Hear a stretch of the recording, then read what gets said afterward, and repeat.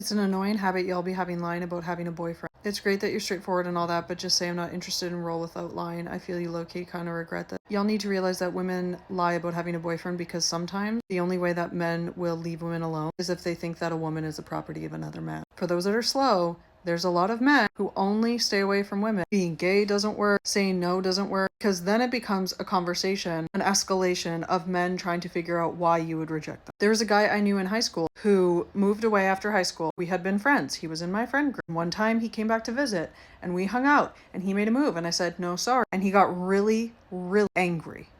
And he's looking at me, why would you say no to me? And I, in that moment, knew I needed to lie. I knew. Because just saying no to him was enough to see him escalate. You guys don't get it because you guys never have to experience what women have to experience, which is other men attempting to pursue you and feeling like there is no valid reason they can give to not be interested. Oh my God, I'm reading a book. It's called Men Who Hate Women. And I just got to the part about pickup artists. Page 67. These pickup artists teach that a woman who decides she does not want to have intimacy with a man is not making a rational or valid personal choice, but rather responding helplessly to a biological imperative. Her body, pickup gurus insist, is trained to panic instinctively to avoid intimacy in case she gets unalived during childbirth or is abandoned by the father of her children. Men in the pickup community are repeatedly programmed to think of women as objects for pleasure, problems to be solved, children to be wrestled into obedience, or dogs to be trained. Interacting with this community.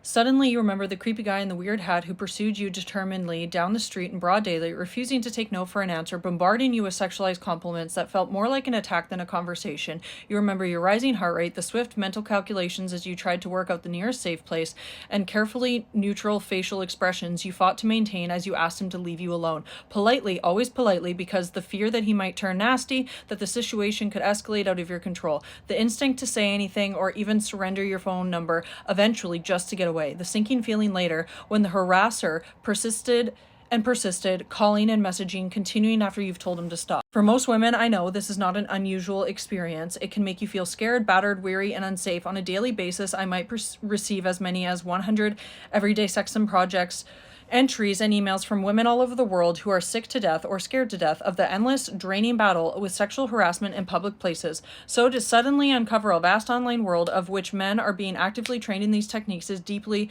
dispiriting, but it also rings true. Users of one popular forum exchange advice on how to plow through the resistance of a girl who explicitly asks not to be touched, adding, a caveman takes what he wants. A common technique shared is simply to grab girls in public without asking for permission because you want to overpower the woman you're after. One forum user boasted, many times I have just thrown the girls over my shoulder. I'm really tired of men coming on the internet and trying to police women for what their rejection techniques are. How about you guys just take rejection? How's that sound? Just handle when a woman says no without telling her how she could have said no better.